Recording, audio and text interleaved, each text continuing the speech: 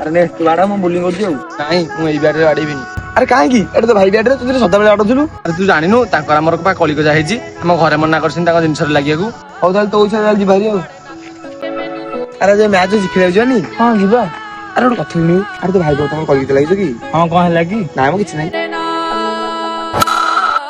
खबर साथे रमे दी तोर मु जदी बाकी खेले हां गवावे पर इको एक मायो दा दिल ना दुखावे मैं चोना हर जन्म तू होवे मेरी मां इस गल तो ना कर तमी मैनू किते ना मैनू पता मैं भी तेनू बड़ा तंग करता पर छड़ कोई ना कौन तुरा बोलो मिस कोन ना मैच जिते के जी अरे कोरी भी बैट बाथरूम रे अरे तुम घर तमे कलिक जाइछ ए बैट रे बेल सुदा कोन जाई बैट नहीं बाड़ा हौ हौ तो तू लेके मैनू लाड़ लड़ाया सिंगलिया सब चंगेली सिखाया आज जो भी